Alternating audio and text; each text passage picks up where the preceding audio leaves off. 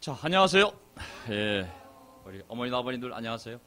예, 또 우리 결혼 병자매들, 또 싱글 형자매들, 또 우리 호주에서 온 우리 필근형, 정말 10년 동안 그 믿음을 지켜서 동생을 포기하지 않고, 참, 그 기도하고 최선을 다하는데도 불구하고 어떤 것이 이루어지지 않으면 사람이 포기하고 싶은 것이 마음이지만 또 가족은 포기할 수 없거든요. 어쨌든 필근형 이렇게 놀라운 형의 믿음에 의해서 온 걸 생각하니 참 놀랐다는 생각이 들었습니다. 오늘 아내와 함께 새 자녀와 함께 방문해 주셔서 너무 감사하고요. 어쨌든 하나님께서 우리 한 사람 한 사람을 사랑하셔서 우리는 잘 모르지만 하나님의 계획에 따라 또 하나님의 구원 속도에 따라 우리를 한 사람 한 사람 당신 곁으로 불러 모으실 줄 믿습니다. 이미 온 분도 있고 오고 있는 분도 있고 또 올 분도 있을 겁니다. 중요한 것은 믿음이고 오늘 저는 그 믿음에 대해서 하나님의 말씀을 증거하고 싶습니다. 올해 제가 창세기 1장 1절로 시작을 해서 또 마태복음 1장 1절로 시작해서 주중 예배 때는 마태복음을 끝냈고 28장까지 에베소 1장 2장을 들어가고 있습니다. 그리고 주일날에는 창세기 50장을 끝내고 이제 출애굽기 오늘 끝납니다. 40장까지가 끝납니다. 그러면 90장이 다 끝나게 됩니다. 제 설교에는 첫째 말씀, 하나님의 말씀이 기록되어지고 2000년 동안 수많은 영적인 사람들이 해석하려고 노력한 역사적인 결과물들이 있습니다. 그것이 학자들의 책일 수도 있고 또 추석서일 수도 있고 그러한 말씀에 대한 객관적인 해석을 제가 먼저 공부를 하고 두 번째, 우리 운동, 국제 그리스도교라는 운동의 특성이 있습니다. 우리가 경험한 것들, 예를 들면은 저는 이 교회에 와서 94년도에 와서 23년이 돼가네요. 우리가 겪었던 경험들 안에서 그리고 또 한국적인 상황 안에서 최선을 다해서 제가 객관적으로 가장 건강한 신학 위에 이 말씀을 해석하려고 노력을 하고 있습니다. 제가 설교하는 데 있어서 인사이트라는 개념이 사라져버렸어요. 옛날에는 큐티를 하면서 와 놀라운 인사이트다. 이걸 설교해야지. 그 인사이트를 잃어버린 지 오래됐습니다. 우리의 인사이트가 중요한 것이 아니라 하나님이 객관적으로 해석되어지는 것. 하나님의 말씀이 객관적으로 전해지는 것이 제 역할이기 때문에 저는 개인적으로 출애굽기 40장을 마무리 지으면서 하나님께 복 받기를 바라고 이 말씀을 들은 여러분도 복을 받겠지만 저 개인적으로 오늘 오기 전에 참 하나님 나에게 많은 복을 주시겠구나. 내 꿈이 말씀의 종이었는데 66권을 다 전하는 것이 내 꿈이었는데 모세 오경 중에서 가장 중요한 창세기와 출애굽기를 이제 마무리 짓는 모습을 보면서 굉장히 기뻤습니다. 그리고 추중예배 오시는 분도 있고 못 오시는 분도 있겠지만은 저는 이 두 가지를 다 합쳐서 제가 가고자 하는 교회의 방향을 설교하고 있기 때문에 어찌든지 간에 주중예배, 주일예배가 합쳐져서 결국 교회의 모양이 만들어질 거거든요. 그래서 주중예배 못 오시는 분들은 제 설교가 놀라워서가 아니라 명동교회 멤버라면 반드시 주중에 어떻게 그 말씀이 해석되어지고 그 말씀을 토대로 우리가 나아가려고 하는지를 잘 들으셔야 됩니다. 그게 됐을 때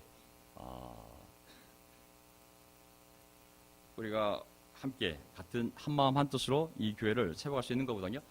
자, 저는 오늘 내가 친히 너와 함께 가겠다라는 제목을 가지고 말씀을 나누고 싶습니다.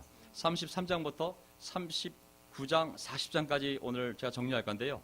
왜냐하면은 제가 출애굽기를 한 10년 전쯤에 이 추석 작업을 하면서 한 줄 한 줄 추석을 해나가는데 너무 긴 거예요.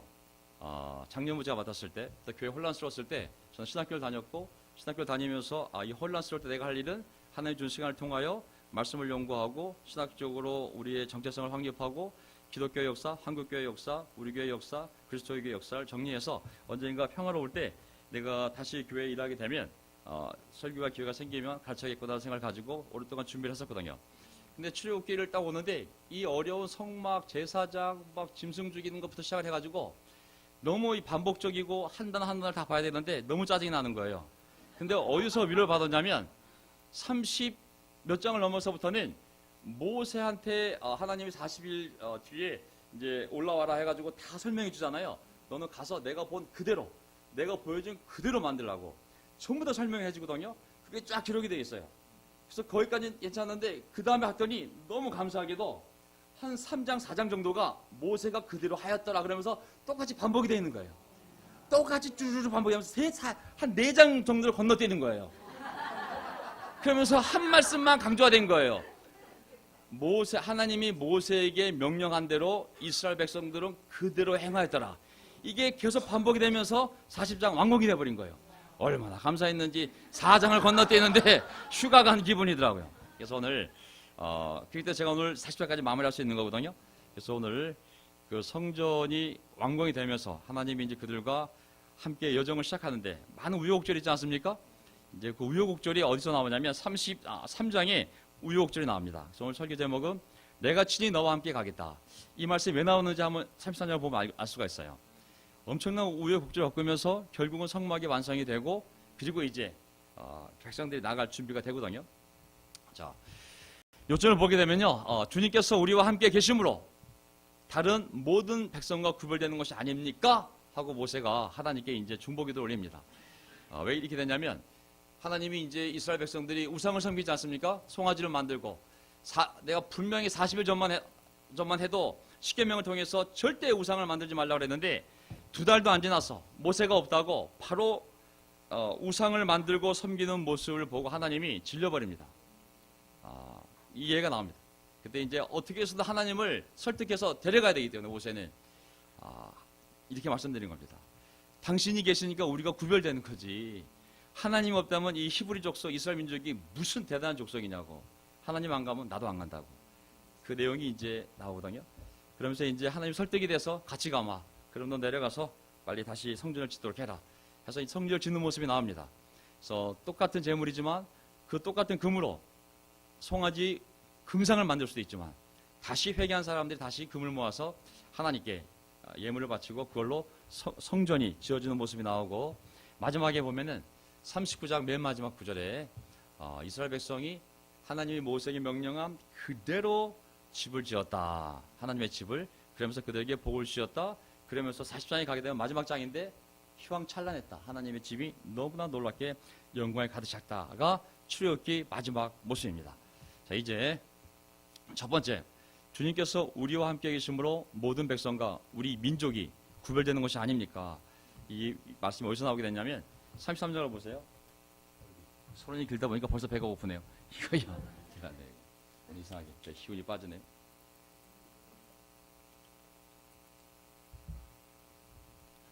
자, 주님께서 대답하셨다. 내가 친히 너와 함께 가겠다. 출애굽기 33장 14절입니다. 그리하여 네가 안전하게 하겠다.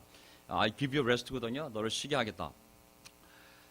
모세가 주님께 아뢰었다. 주님께서 친히 우리와 함께 가시지 않으시려면 우리를 이곳에서 떠나 올려 보내지 마십시오. 가나안 땅으로. 여호와께서 주님께서 우리와 함께 가시지 않으시면 주님께서 주님의 백성이나 저를 좋아하신다는 것을 사람들이 어떻게 알 수 있겠습니까? 주님께서 우리와 함께 계심으로 저 자신과 주님의 백성이 땅 위에 있는 모든 백성과 구별되는 것이 아닙니까? 이렇게 나오잖아요. 그렇죠? 하나님이 이제 우상 섬기는 그 자기 백성들을 보면서 뭐라고 말씀하셨냐면 난 안 간다고 그랬어요. 나 더 이상 너희 백성과 안 가겠다고. 너는 좋아하지만 내가 너의 중보기도를 듣고 징벌을 내리지 않고 그들의 죄를 용서해 주지만 미래에 대해서는 내가 이 백성과는 안 간다고 그랬어요. 그러면서 네가 데리고 가라고. 자, 내가 아브라함한테 약속을 했으니 그 땅은 줘야 되니까 어차피 끌고 나왔고 하지만 난 마음이 상해서 이 백성과 가고 싶지 않으니 네가 데리고 가라고. 단 네가 모르고 내가 안 가니 천사 하나를 가이드로 붙여주겠다 그랬어요. 그러니까 그 천사가 널 가이드 해줄 거라고. 그러니까 그 천사 따라서 가나안 땅 들어가라고. 단 나도 안 간다 그랬어요. 그러니까 모세가 가만히 생각해봤더니 내가 왜 독박을 써야 되냐.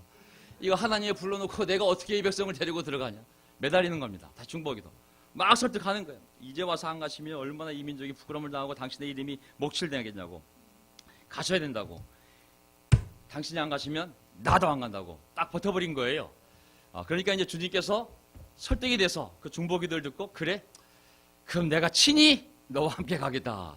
이 말씀을 하신 거거든요. 가되 이 백성들과도 이제 함께 가시지 않으면 우리가 무슨 의미가 있냐고 이제 그 말씀이 있는 겁니다. 자, 잘 보세요. 이스라엘 백성들이 만약에 모세가 거기서 믿음을 잃고 그래요, 뭐 하나님 안 오시면 어쩔 수 없죠. 뭐 가이드나 잘 붙여주세요. 좋은 천사로 고생하지 않게.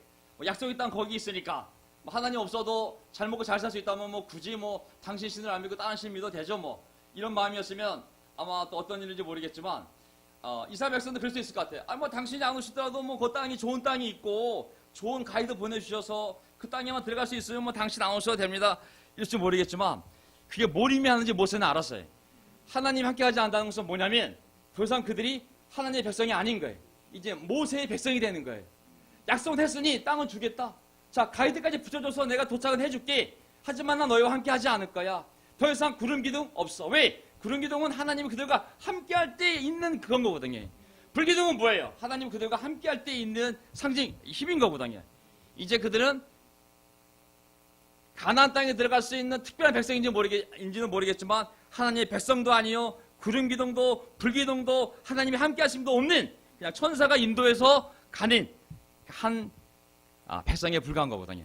모세는 그걸 알았기 때문에 아니 하나님이 계시지 않으면 그 좋은 땅이 무슨 의미가 있으며 하나님이 계시지 않으면 이 민족이 무슨 의미가 있냐고. 하나님이 없다면 가나안 땅 들어가는 게 무슨 의미가 있으며 거기서 잘 먹고 잘 산들 하나님이 함께 하시지 않으면 이게 무슨 의미가 있냐고. 저는 안 갑니다. 이 놀린 거거든요. 다 마찬가지입니다. 아멘. 이 교회가 뭐가 대단한 교회가 있겠어요?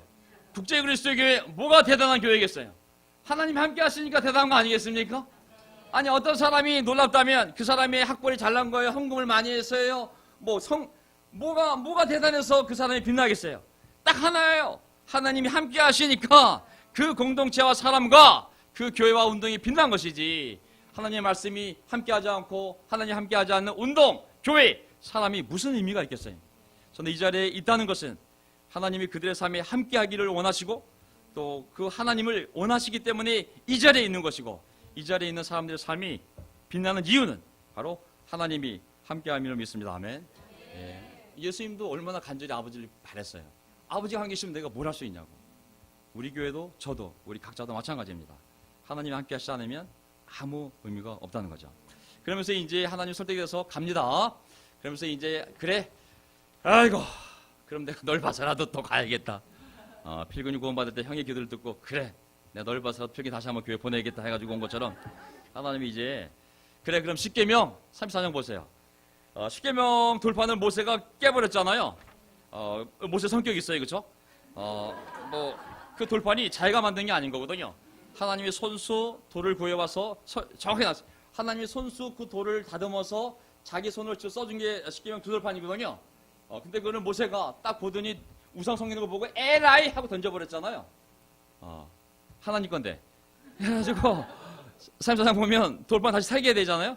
그래서 여호와께서 모세에게 말씀하셔서 34장 보세요. 너는 두 돌판을 처음과 같이 깎아 만들어라. 네가 만들어라고 이번에는. 네가 깨트린 그 처음 칸에 있던 말을 내가 세 개는 주겠지만 돌은 네가 깎아 오라고.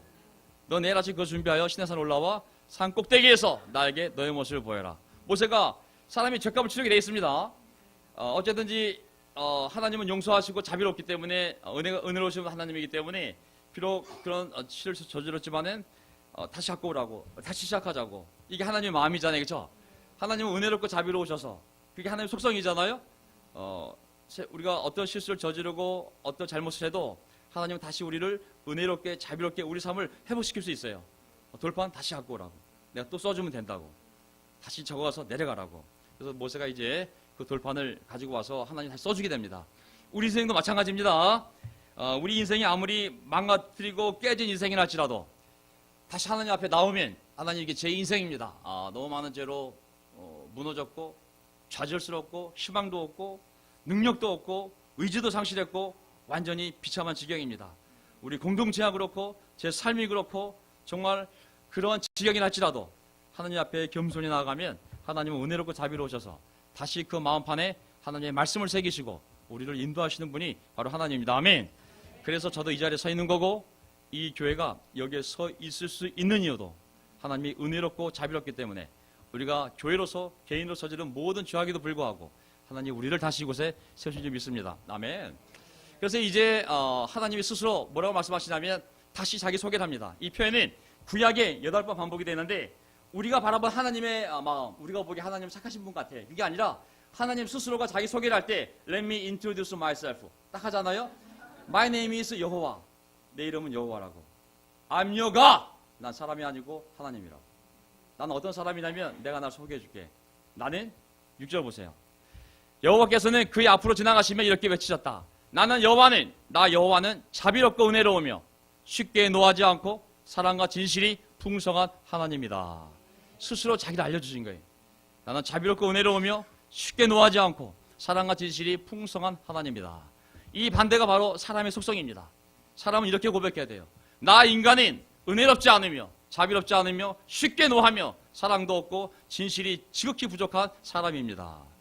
이게 아담의 후손들의 타락한 본성에서 오는 고백인 것이죠. 그렇기 때문에 하나님은 7절 보세요. 나는 사랑을 1000대까지 베풀고 죄와 잘못을 용서하지만 그렇다고 범죄한 자를 벌하지 않은 채 그대로 두지는 않을 것이며 그 죄에 대해서는 자손 4대까지 벌할 것이다. 사랑과 죄가 항상 대칭되지 않습니까? 사랑은 1000대까지 하지만 죄에 대해서는 자손 4대까지 내가 반드시 죄를 해결할 거라. 그렇죠? 아주 사람은 또 반대가 아니겠습니까? 나는 사랑은 4대까지 하지만 나에게 죄 지은 자는 1000대까지 내가 원수를 갚을 거라고. 감히 나한테 죄를 져. 용서할 수 없다. 이게 사람인 것이죠. 그래서 하나님과 사람이 다를 수밖에 없습니다.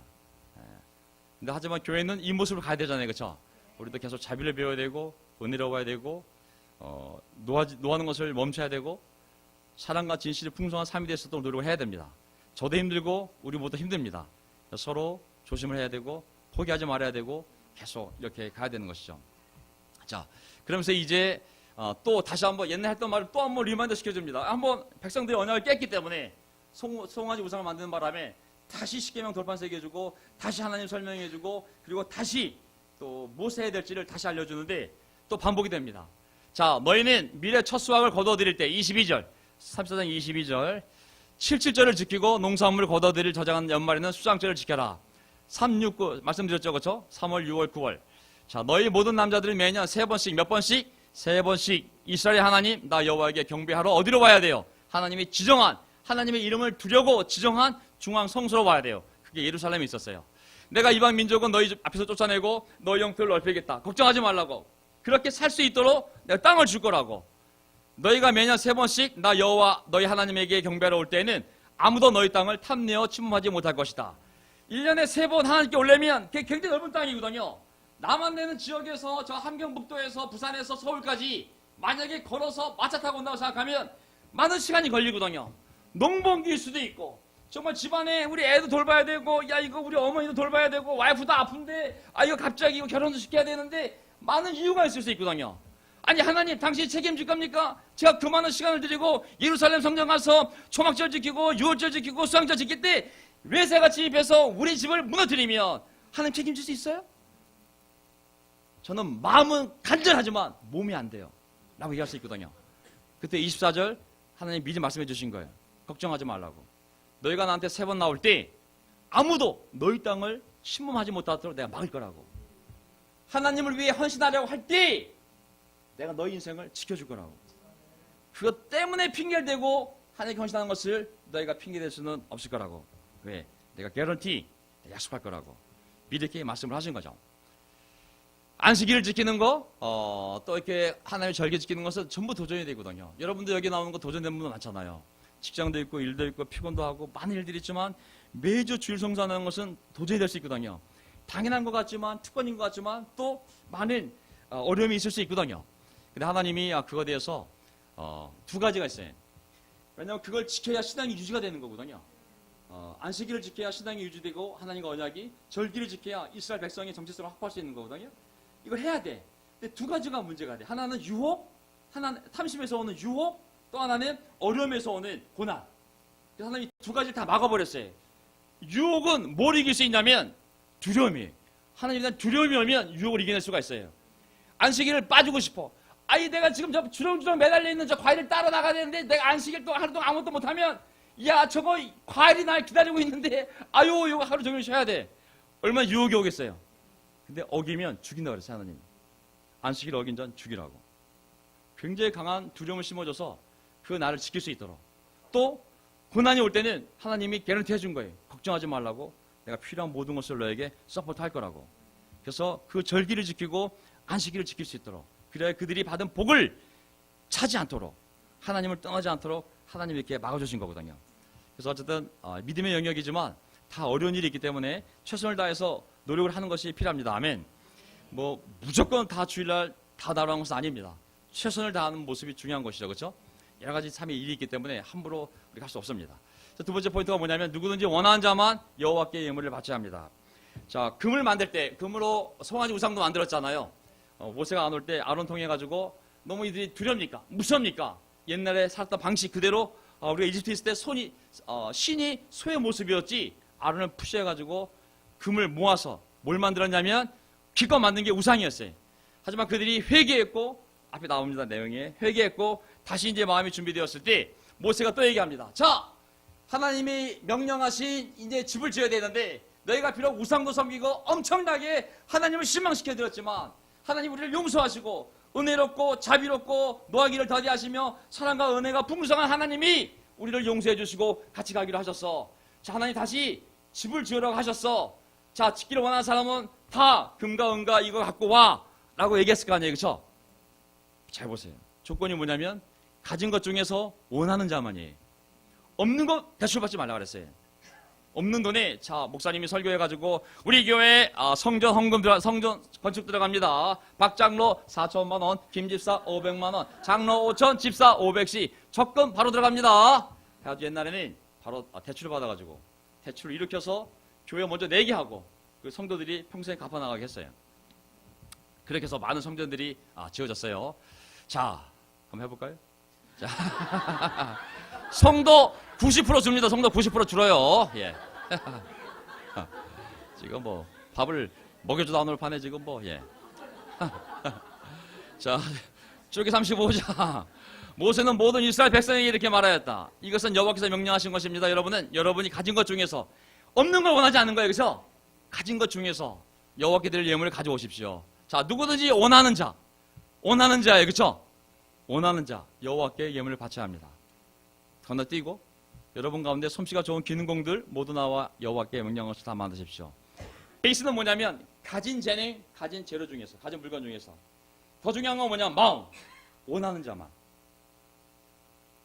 기술을 가진 자가 나오든지 하나님께 바칠 헌금을 가지고 나오든지 두 가지 가진 것 중에서 원하는 자만. 이게 성막을 짓는 기본이었고 교회를 세우는 기본이 됩니다.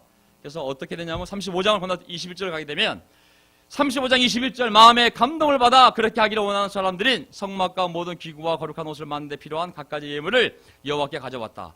윌링이잖아요. 윌링. 그죠? 마음이 움직여진 자, 기꺼이 하려는 자들만 그렇게 가져오기를 하나님 바랬을 것 같아요. 저라도 그럴 것 같아요.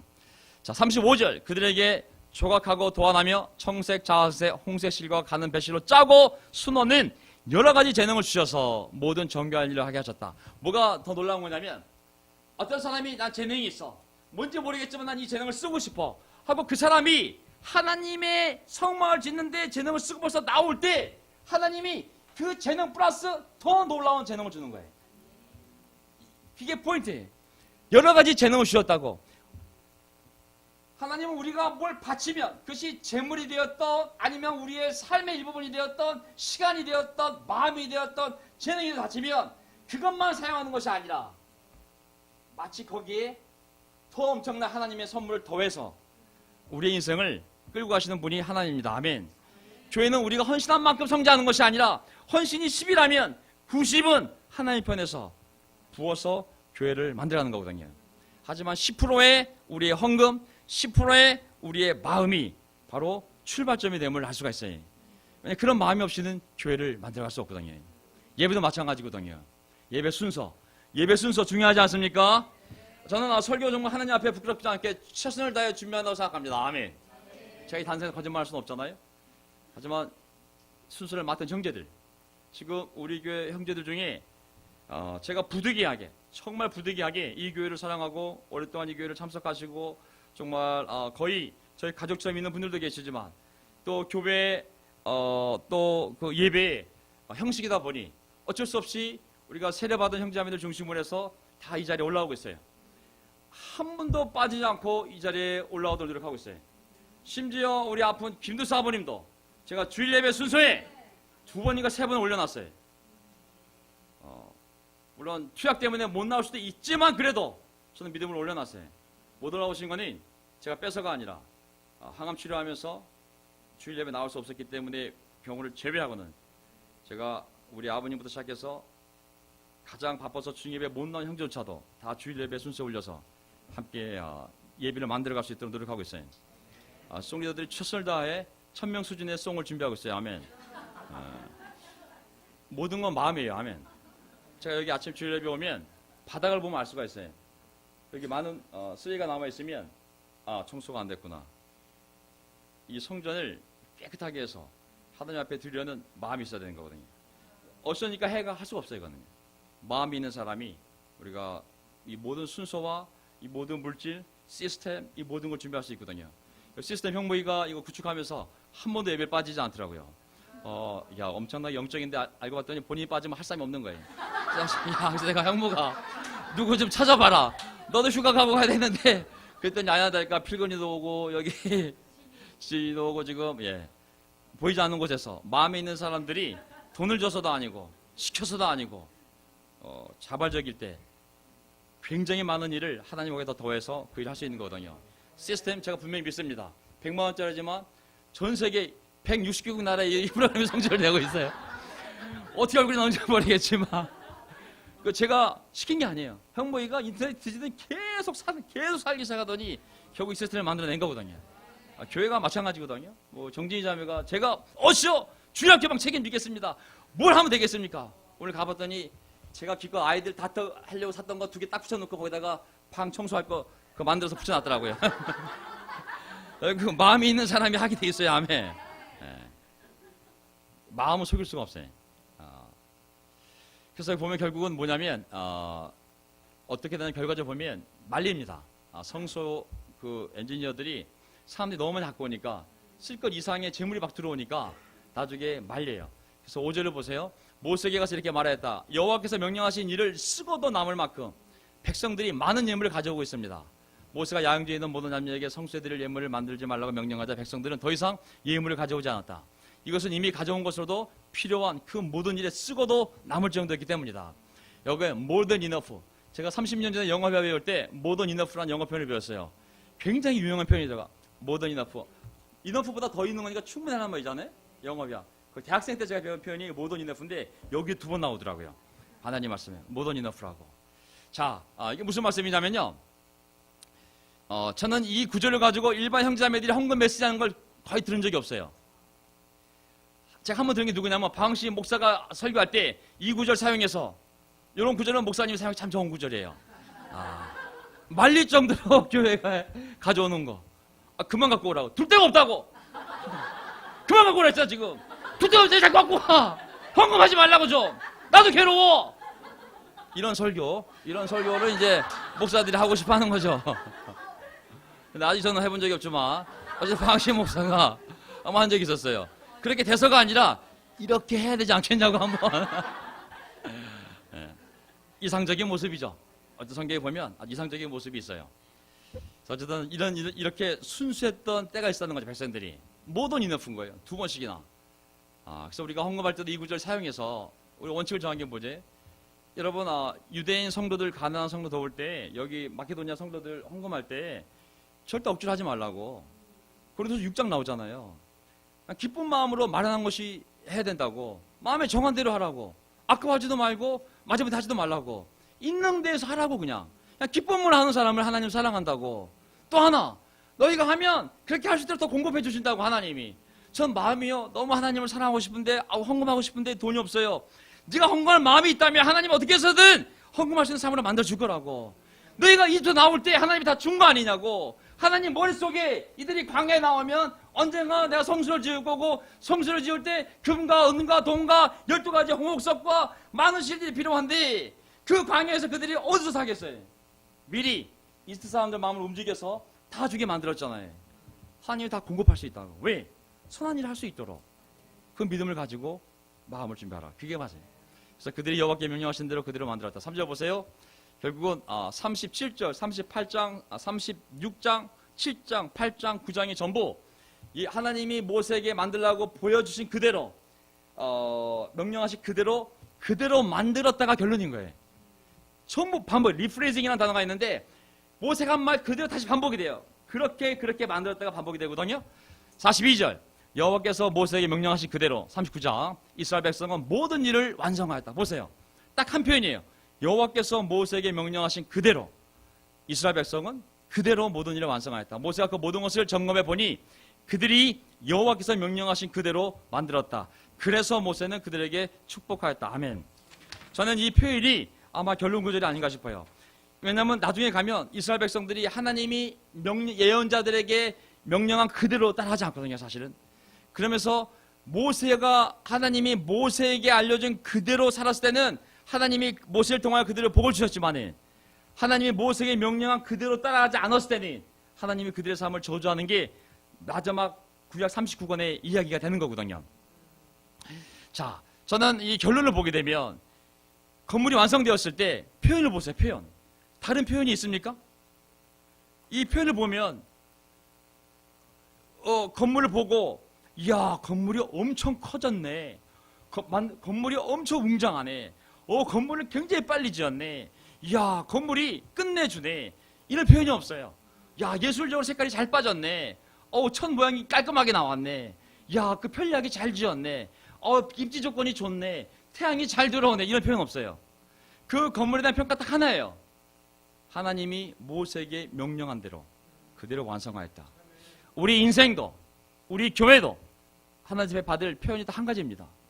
예수님이 우리에게 명령한 대로 최선을 다해 살았다. 이 한 구절만이 우리에게 주어지면 됩니다. 아멘. 명동교회는 사상 초유로 대한민국 교회에서 가장 빨리 성장하였다. 그리하여 그들은 올리 처치가 되었다. 아무 소용없어요, 그거. 올리, 둘리 아무 소용없어요. 하나님이 그 평가받는 게 자랑이 아니에요, 사실. 중요한 것은 그들은 부족하였지만, 어려웠지만, 많은 유혹이 있었지만, 그 실수도 있었지만, 또 죄도 지었지만, 최선을 다하여 예수님이 살라고 명령한 대로 살려고 노력하였다. 최선을 다하여. 이게 우리가 받을 수 있는 최고의 평가입니다. 아멘. 우리 바보쪽이 되었던 저가 되었던 정도현은 명동교회를 인도하더니 4만 명을 채워주고 승천하였다. 그게 중요한 것이 아니거든요. 그냥 예수님 말씀 그대로 살려고 최선을 다하여 노력하였다. 그 한 줄만 있으면 우리는 천국을 충분히 들어갈 수 있거든요. 빨리 지었다, 크게 지었다, 엄청났다, 웅장했다, 몇십만 명이다, 몇백만 명이다. 정말 큰 교회 따지려면 우리는 여의도 순복음교회 따라가면 돼요. 세상에서 가장 빨리 큰 교회 만든 교회가 여의도 순복음교회거든요. 광림교회 몇십만 명이. 세계에서 10대 가장 큰 교회 다 한국에 있어요. 크기와 속도를 따지려면 굳이 아이소스 얘기 안 해도 됩니다. 여기 안에 벌써 많은 교회들이 있어요. 우리가 이 운동안에 있었던 이유는 뭐냐면 빨라서가 아니라 커서가 아니라 젊은 사람이 많은 교회였다, 너무나 열정적인 교회였다, 그게 중요한 것이 아니라 열정은 다 사라지지 않습니까? 예수님의 말씀을 최선을 다하여 순종한 교회였다. 이것이 우리가 살고자 하는 인생이고 공동체고 그리고 교회의 모습인 것이죠. 그래서 나중에 이제 끝내야 되는데요. 어차피 이거 출애굽기를 끝내야 되니까 제가 다음 주에 하면 김새잖아요. 그래서 마지막에 다 완성이 됐을 때 제사장을 이제 세웁니다. 제사장이 있어야 성소가 돌아가는 거잖아요. 그래서 아론과 저기 40장에 보면 아론과 그의 아들들 성막 입구로 데려다가 성막 입구에 안에 못 들어가야지 그들을 물로 씻긴다. 물로 씻기잖아요, 그렇죠? 그 다음에 거룩한 옷을 만든 거 같죠, 그렇죠? 입히고 그 다음에 그에게 기름 붓고 거룩하게 하여 그 다음에 제사장으로서 나를 섬기게 하라. 보세요. 먼저 물로 씻고 그 다음에 하나님이 만들어준 옷을 입히고 그리고 거룩하게 분별하는 그 성유 기름을 부어서 임명이 되면 그제서야 제사장 역할을 하는 거예요. 우리도 마찬가지예요. 하나님의 일을 하려면 하나님의 백성으로 이 성령에 살려면 먼저 세례를 받고 우리 다시 죄를 씻어버려야 돼요. 아멘. 그 다음에 그리스도로 얹어봐야 돼요. 아멘. 그게 빛의 갑옷이잖아요. 세 번째 성령 하나님의 거룩한 기름을 봐야 되잖아요. 그렇죠? 그 다음에 우리가 이 성령을 가지고 하나님의 말씀대로 사는 것이거든요. 결과가 뭐예요? 이게 40장 마지막 모습이에요. 그러자 구름이 성막에 덮이고 여호와의 영광의 광채가 성막을 가득 채웠다. 구름은 하나님의 임재를 의미하는 거거든요. 구약은 성령의 임재를 의미하는 거거든요. 구름이 성막에 덮이고 하나님의 영광, 엄청난 빛이 성막을 가득 했어요. 너무나 영광스러워서 모세는 성막에 덮인 그 구름과 성막 안에 가득한 그 영광의 광채 때문에 성막에 들어갈 수가 없었어요. 너무 영광스러워서. 어쩌지 않습니까? 너무 거룩하면 죄인이 교회 못 들어와요. 내가 들어갈 수 있을까? 두려움? 그 거룩함이 압도가 당하는 거죠. 이스라엘 백성은 이렇게 이제 완성이 되었을 때 보세요. 이스라엘 백성은 구름이 성막 위에서 떠올 때마다 계속 행진하였으나 구름이 떠오르지 않을 때는 구름이 떠올 때까지 떠나지 않았다. 40년간 이제 방황할 때 하나님 그들과 함께 한다 약속하셨잖아요. 그렇죠? 그 상징이 뭐냐면 구름이었어요. 구름은 성령이잖아요. 그렇죠? 그래서 약속했기 때문에 하나님이 40년 내내 이제 그 성막을 언제 지어야 될지, 어디로 갈지, 얼마나 머물러야 될지, 또 어디로 떠나야 될지, 그 시간, 장소, 타이밍, 기간 전부 하나님이 구름을 통하여 백성들에게 알려준 거예요.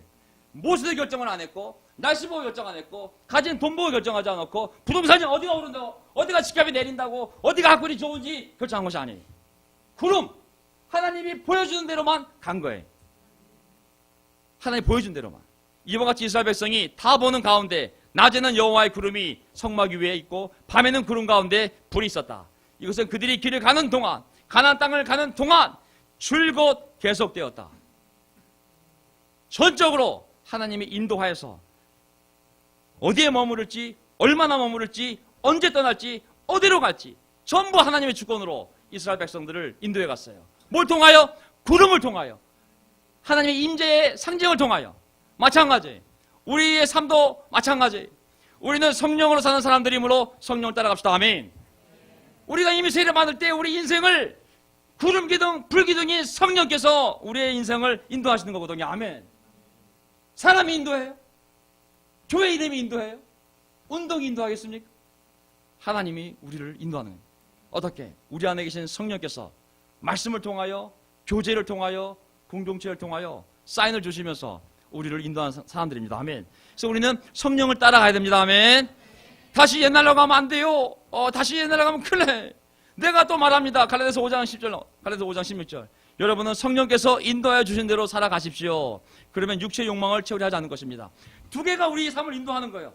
성령이 구름기둥, 불기둥으로 우리 삶을 어디서 살지, 언제, 어떻게 먹고 살아야 할지 결정해야 할 건지, 아니 우리 육신이, 우리 눈이 우리의 욕망이 원하는 대로 살지 결정하라는 거예요. 17절, 육체의 욕망은 성령을 거스르고 성령이 바라시는 것은 육체를 거스릅니다. 이 둘이 서로 적대 관계에 있으므로 여러분은 자기가 원하는 일을 할 수 없게 됩니다. 그런데 여러분이 성령의 인도하심을 따라 살아가면 과거의 자기 확신, 자기 철학, 자기 의로움, 자기 상처, 트라우마, 드라마, 집안 배경, 심리적인 한계, 무엇이 됐든지 간에 성령의 인도하심을 따라가면 더 이상 그 아래에 있는 것이 아닙니다. 아멘. 성령 인도를 받으면 우리 집안이 원래 그래요. 제 DNA가 원래 그래요. 우리 아버지 때문에 제가 태어날 때부터 우리 집안이 우리 부모 때문에 우리 직장 때문에 제 성격이 저 원래 이런 집안에 이런 사람이에요. 더 이상 얘기하지 말라고. 성령의 인도하심을 따라가면 그 모든 것을 넘어갈 수 있다고. 저는 그렇게 이 교회에서 살아왔다고 믿습니다. 아멘. 왜? 우리는 성령을 따라 사는 사람들이기 때문에. 갈라디아서 6장 7절. 자기를 속이지 마십시오. 하나님은 조롱을 받으실 분이 아니십니다. 사람은 무엇을 심든지 심은 대로 거둘 것입니다. 자기 육체에다 심는 사람은 육체에서 썩을 것을 거두고 성령에다 심는 사람은 성령에게서 영생을 거둘 것입니다. 선한 일을 하다가 낙심하지 맙시다. 지쳐서 넘어지지 아니하면 때가 이럴 때에 거두게 될 것입니다. 그러므로 기회가 있는 동안에 모든 사람에게 선한 일을 합시다. 특히 믿음의 식구들에게는 더욱 그렇게 합시다. 아멘. 제가 선한 일을 할 수 있도록 노력하고 있어요. 거의 끝났어요 이제. 우리 형제들을 묻고 있어요. 왜냐하면 선한 일을 하려면, 특히 믿음의 식구들에게 선한 일을 하려면 힘이 있어야 돼요. 저는 이 교회에서 분명히 할 수 있는 것은 많은 목사들과 전인도 형제자매들이 올드 크리스찬들이 고생했지만 저 역시 이 운동 안에 있으면서 전임으로서 9개월 만에 전임이 되고 2번을 나갔다가 3번을 들어오고 이 많은 시련 속에서 낙심할 때도 많고 넘을 때도 많았지만 정말 이 20몇 년 시간 동안에 다들 어려운 시간이 있었지만은 정말 제가 또 장년을 맡으면서 대한민국에 있는 모든 중환자실, 요양원, 정말 대한민국에 있는 목사들 중에 이 나이에 그렇게 많은 장례식을 치는 목사가 있을까 싶을 정도로 많은 장례식을 치렀어요. 이 안에 많은 스토리가 있었고 트라우마가 있었고 드라마가 있었지만은 어쩌다 하나님 이 자리에 있게 하셔서 영어가 안 돼서 여기로 못 나가게 하시고 능력이 안 돼서 직장을 못 가게 할지 모르겠지만은 어쨌든 듣고 대화하고 그렇게 힘들어하면서 23년을 지내왔어요. 무엇을 말씀드리고 싶냐면은 한때는 그 아내와 함께 했어요. 아내와. 왜냐면 둘만 있으면 할 수 있거든요. 근데 이제 아내가 이 밥을 해야 되기 때문에 갈 수가 없는 거예요. 맨날 머릿속에 반찬 뭐 해야 돼요? 밥 뭐 해야 되냐 이거. 저는 교회 올 때 같이 온 적이 거의 없어요. 맨날 밥하러 먼저 와야 되지. 나 집에 갈 때는 또 와이프가 밥하고 가야 되니까 나중에 오지. 근데 이제 둘이 하는 거 혼자 하니까 할 수가 없는 거예요. 또 누구랑 함께 해야 되는데 전도사도 없어. 할 수가 없는 거예요. 하지만 믿음의 식구들뿐만 아니라 모든 사람에게 선한 일 하려면 둘 이상의 사람이 있어야 되는 거예요. 그래서 제가 형제들 묶는 거예요. 한강에 모이라고. 그래서 지금 한강 라인을 통해서 형제 6명을 묶어. 제가 조한지 형제한테는 4호선 라인을 묶어보라고. 묶어서 기도하고 좋은 시간을 보내라고. 뭐가 이렇게 묶여져야, 우리가 뭐 묶여 있어야 사람을 더할 수가 있지. 교회 성장이라는 것은 더해지는 것이지, 우리가 묶여 있지 않는데 어떻게 사람이 더해질 수가 있냐고. 우리가 함께 있으면 더하면 되지만 함께 하지 않고 예배만 보고 가는 공동체라면 어떻게 거기에 사람이 더해질 수가 있냐고. 묶여야 되는 거예요. 만나서 먹고 마시고 놀고 기도하고 그들이 하나가 돼 있을 때 방문자가 오면 더 하면 되는 거거든요. 그래서 올 가을에 그 묶는 작업을 하고 있어요. 아멘. 사업사는 형제들 모이라고. 기도하고 놀고 마시고 하나가 되라고. 오선 라인 형제들 모이라고. 주중에 어디서 모여서 당구를 치든 기도하든 모여서 묶으라고. 그래야 어떤 사람이 교회 왔을 때 거기에 붙여질 때 우리가 그를 구원할 수도 있고 선한 일을 할 수가 있다고. 믿음의 식구들에게 더 그렇게 하라고. 마음만 간절하지 힘이 있어야지. 어머니도 아버님도 솔직히 하지만은 저분들 데리고 병원 신방 가는 건 어려운 일이에요. 저분들이 거의 환자이기 때문에 이게 차도 없이 이게 한계가 있어요. 이게 신방 가는 것도 한계가 있어요. 젊은 사람들이 가서 힘있게 위로해야 신방이 되지. 예? 저는 오래전에 장년부를 데리고 장년부 신방하는 걸 멈춘 사람이에요. 한계가 있기 때문에. 젊은 사람들. 이제 저도 좀 내려놨어요. 여러분들이 하세요. 아멘. 제가 10년 동안 열심히 다녔어요. 여러분들 하세요.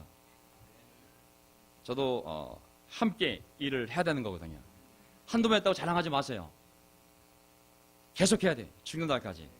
이제 우리가 힘을 합쳐서 그 길을 가야 되고, 가야 교회가 교회다운 모습이 나오는 거거든요. 어쨌든 저는 지난번에 우리 작년부 수련회 갈 때 차가 없어요. 돈도 없고 사람도 없어요. 근데 수련회 가야 돼. 누가 가겠어요? 한 형제한테 너 직장 좀 쉬라고. 너 운전 좀 하라고. 그래가지고 그 형제 데리고, 원래는 아내랑 갔어야 되는데 우리 아내도 밥을 해야 되기 때문에 갈 수가 없어요. 그렇기 때문에 수련회가 가능했던 겁니다. 아멘.